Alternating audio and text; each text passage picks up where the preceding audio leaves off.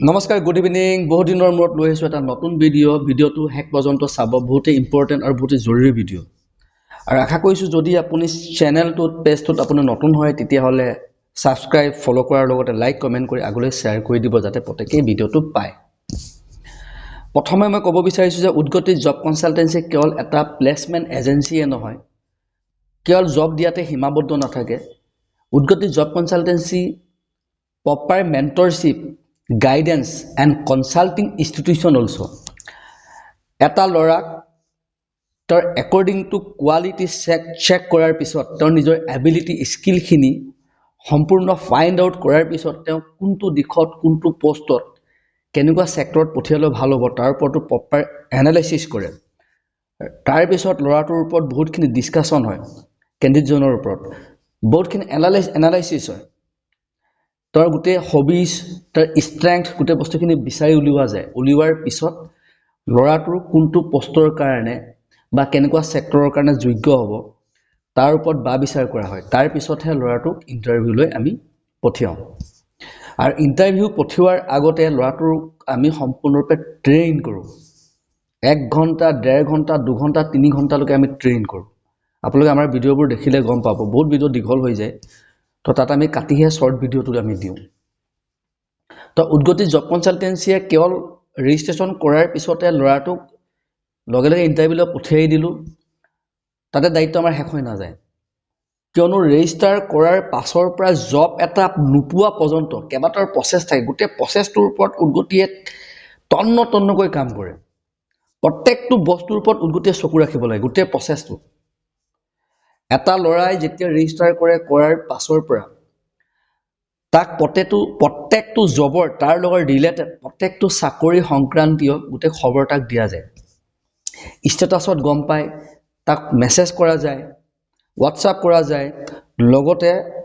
আমাৰ এইচআৰ ডিপাৰ্টমেন্টৰ পৰা স্পেশালি ইন্ডিভিজুৱেলি তেওঁ ফোন কৰা যায় যে আমকত ভ্যাকেন্সি চলাইছে ওপেনিং চলাইছে পদ মুকলি আছে পোষ্ট খালি আছে কাম এটো হ'ব কোম্পানীটো বা অৰ্গানাইজেচন বা প্ৰতিষ্ঠানটো এটোৱে হয় তোমাৰ দৰমহা ইমান হ'ব পাৰে তাত ডিউটি টাইম ইমান হ'ব পাৰে অফ ডে আমুক তাৰিখে থাকিব গোটেইখিনি বস্তু তেওঁক জনোৱা যায় তাৰ পিছত তেওঁ যদি ইন্টাৰেষ্টেড হয় বা যদি মিলে তেতিয়াহলে তেওঁ যেতিয়া ইন্টাৰভিউ লৈ আহে অহাৰ পিছত তেওঁ অফিসত সম্পূৰ্ণ ফিজিক্যালি বহুৱাই লৈ ফেস টু ফেস ট্ৰেইন কৰা যায় আৰু যদি দূৰৰ ক্যান্ডিডেট হয় বেলেগ ডিস্ট্ৰিক্টৰ ক্যান্ডিডেট হয় তেওঁৰ নিজৰ ডিস্ট্ৰিক্টতে তেওঁৰ নিজৰ জিলাখনৰ ইন্টাৰভিউ আছে তেতিয়াহলে তেওঁ সম্পূৰ্ণৰূপে ভিডিঅ' কলিঙত বা কনফাৰেন্স কলত বা নৰমেল ফোনত তেওঁক ট্ৰেইনিং দিয়া যায় তেওঁৰ ড্ৰেছ কি পিনিছে হিমানখিনি পৰ্যন্ত চেক কৰা যায় তাৰ ফটো লোৱা যায় গাৰ্জেনৰ লগত ফটো লোৱা যায় গাৰ্জেনে গম পায় না পায় হিমানখিনিলৈকে খবৰ ৰখা যায় এতিয়া তো উদ্গতি জব কনসালটেন্সিয়ে প্ৰপাৰ ৰাইট মেন্টৰশিপ আগবঢ়ায় আপুনি জব কৰি থকাৰ পাছতো কিবা আপোনাৰ অসুবিধাৰ সন্মুখীন হৈছে নেকি কিবা আপোনাৰ মেনেজাৰৰ লগত মনোমালিন্য ঘটিছে নেকি মেনেজমেন্টৰ লগত কিবা প্ৰবলেম চলিছে নেকি আমি 1 মাহ 2 মাহ 3 মাহলৈকে প্ৰপাৰ টাচত থাকো কিবা যদি অসুবিধা হয় ক্যান্ডিডেটটোৰ তেতিয়াহলে আমি পুনৰ মেনেজমেন্টৰ লগত অৰ্থাৎ যত আপুনি চাকৰিটো কৰিব হে মেনেজমেন্টৰ যোন কৰ্তৃপক্ষ আছে উচ্চ স্তৰৰ যোন ব্যক্তি আছে বা তাৰ যোন অনাৰ আছে বা এইচআৰ আছে বা এইচআৰ মেনেজাৰ আছে তেওঁলোকৰ লগত আমি কথা পাতি প্ৰবলেমটো আমি সলভ কৰিবলৈ চেষ্টা কৰো ঠিক আছে তো বহুতখিনি বস্তু আমি কি হয় ভিতৰি বহুতখিনি কাম কৰি থাকিব লাগে কেতিয়াবা ক্যান্ডিডেটজনে গমে নাপায় ক্যান্ডিডেটে আৰামছে চাকৰি কৰি আছে কিন্তু ভিতৰি আমি বহুত টাচত থাকিব লাগে ক্যান্ডিডেটৰ ফিডবেক লোৱা সময়মতে গৈছে নাই যোৱা আহা যোৱা কোনখিনি ফিডবেক ল'ব লাগে তাৰ উপৰিও ক্যান্ডিডেটজনৰ পৰা ফিডবেক লওঁ কাম কৰি তেওঁ কেনেকুৱা পাইছে ঠিকে পাইছে নে কামবোৰ শিকিছে নে ঠিক আছে আজি কি কাম দিলে আজি কি শিকালে কোনে কি কৈছে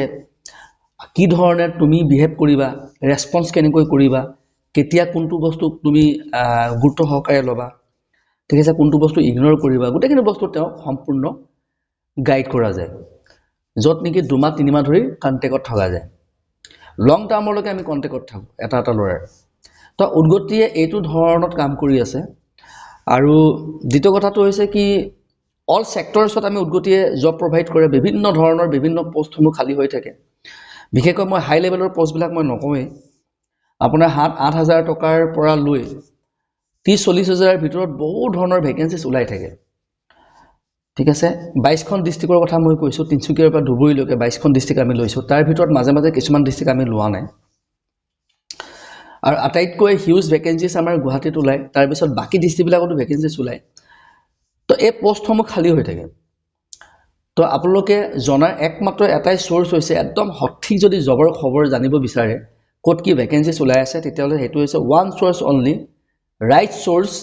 that is Udgoti job consultancy Udgoti job consultancy for একদম proper right information পাও Udgoti job consultancy আজিলৈকে হেতু কাম কৰাই নাই যে আপুনি ইন্টাৰভিউ দিবলৈ গৈছে ইন্টাৰভিউ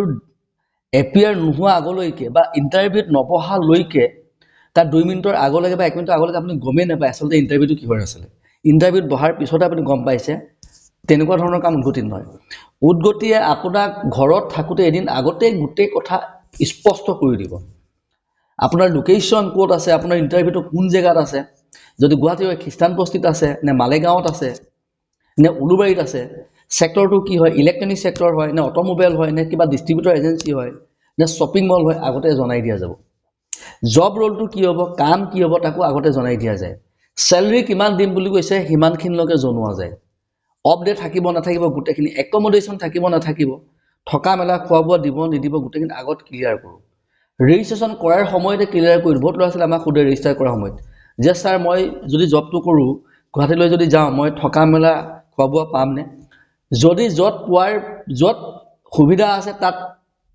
পাব বুলি কোৱা হয় আৰু যদি সুবিধা নাই ডাইৰেক্ট কৈ দিও যে তোমাৰ থকা মেলা খোৱা বোৱা সুবিধা নাই তুমি নিজে অ্যাৰেঞ্জ কৰি চলিব লাগিব ঠিক আছে তো গুটেখিনি বস্তু আমি আগতে ক্লিয়াৰ কৰিলো ইয়াত কোনো লোক ঢাক নাই টোটালি গ্লাস ডোৰ পলিসি ট্ৰান্সপাৰেন্ট সম্পূৰ্ণ ট্ৰান্সপাৰেন্ট এখন গ্লাস সিসা এখন লগাই থলে আপুনি গাইড বহি থকাৰ অৱস্থা যেতিয়া আমি আগৰ সিটো যেতিয়া বহি থাকো বা নতুবা কাখৰ আমাৰ খিকিখনত আমি খিকিখনৰ পৰা আমি গম পাও দেখি পাও গ্লাস লগোৱা থকাৰ পিছতো যে বাহিৰত কি হৈ আছে কি নাই হোৱা তো তেনেকৈ আমাৰ প্ৰত্যেকটো বস্তু স্পষ্ট ক্লিয়াৰ স্বচ্ছ নিকা সম্পূৰ্ণ সততা আৰু নিষ্ঠাৰ ভিতৰত উৰুতে কাম কৰি আছে 22খন district under matric high secondary graduate post graduate সম্পূৰ্ণ আপোনাৰ স্কিলখিনৰ ওপৰত কাম কৰা যাব আপোনাৰ communication conversation leadership work ethic decision making তাৰপিছত আপোনাৰ হৈ গল problem solving ability interpersonal skill বহুত স্কিলছ আছে স্কিলছ বিলাকৰ ওপৰত আপোনাক ভালকে ট্ৰেইন কৰা যায় ট্ৰেইন কৰি আপোনাক ইন্টাৰভিউলৈ পঠোৱা যাব এটা লেভেলত কনফিডেন্স লেভেল যাতে আপোনাৰ আন্ডাৰ কনফিডেন্স লেভেল নে হাই কনফিডেন্স লেভেল চেক কৰা যায় আপুনি কোনটো ক্যাটাগৰীত আছে আমি কেবাটাও ক্যাটাগৰী বনাও ঠিক আছে আপুনি ফায়াৰ ক্যাটাগৰীত আছে মানে হট ক্যাটাগৰীত আছে নে ওয়াৰ্মত আছে নে আপুনি কোল ক্যাটাগৰীত আছে কোনটো ক্যাটাগৰীত আছে ক্যাটাগৰী কৈ দিয়া যায় গতি কৰাৰ পিছত আপোনাক যদি কোল ক্যাটাগৰীত আছে কোল ক্যাটাগৰীৰ পৰা ওয়াৰ্মত অনা যাব প্ৰথমে ওয়াৰ্মৰ পৰা আমি হট বা ফায়াৰ বুলি কওঁ ফায়াৰ ক্যাটাগৰীত আনো যদি আপুনি ওয়াৰ্মত আছে ওয়াৰ্মৰ পৰা ডাইৰেক্ট হট ক্যাটাগৰীত আনো ঠিক আছে আজিখিনি হট ক্যাটাগৰীত আছে কিন্তু ভালে কথা তো এটো ধৰণৰ উদ্গতি কাম কৰা এটা প্ৰচেছৰ মাধ্যমেৰে কাম কৰি আছে ঠিক আছে আৰু উদ্গতি সম্পূৰ্ণৰূপে এটা দুখীয়া ল'ৰা-ছোৱালী জব কনসালটেন্সি হয় বহুত ৰেজিষ্ট্ৰেচন ফিজ বহুত কমতে আমি ৰেজিষ্টাৰ কৰাও বেলেগৰতে বহুত পইচা দি আপুনি ৰেজিষ্টাৰ কৰিব নালাগে আৰু কিমান দিনৰ জবটো পাব ৰেজিষ্ট্ৰেচন কৰাৰ আগতে যেটা আপুনি ফোনত কথা পাতিব তাৰ আগতে আমি ক্লিয়াৰ কৰি দিও এইটো নহয় যে আপুনি ৰেজিষ্টাৰটো কৰি লওক বাকি সব গম পাব জব আছে আপুনি চিন্তা ন আগতে ক্লিয়াৰ কৰা যাব যে আপুনি জবটো কিমান দিনত পাবনে নাপাব বয়স অনুপাতে কোৱালিফিকেশন অনুপাতে এজ যদি বেছি হৈ গৈছে তেতিয়া কিমান সময় লাগি যাব পাৰে যদি আপোনাৰ কোৱালিফিকেশন এডম নাই তেতিয়া হলে কিমান সময় লাগিব পাৰে যদি আপুনি নিজৰ ডিস্ট্ৰিক্টত বিচাৰে তাত কিমান সময় লাগিব পাৰে আপুনি যদি নিজে জব চুজ কৰিছে তেতিয়া হলে কিমান সময় লাগিব পাৰে according to গুটেকিন as it is clearly আগতে ক্লিয়াৰ কৰি দিয়া যায় ঠিক আছে আগতে আমি সময়সীমা কৈ দিও হয়তো কাৰবাৰ আমি কৈ দিও এমাও লাগিব পাৰে কাৰবাৰ 15 দিন লাগিব পাৰে কাৰবাৰ হয়তো 60 ডেজ লাগি যাব পাৰে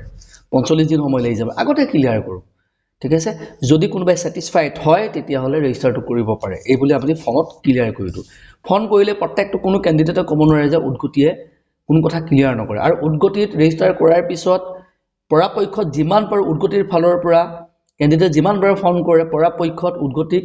ৰেসপন্স সম্পূৰ্ণৰূপে নহলে 90% ৰেসপন্স কৰা যায়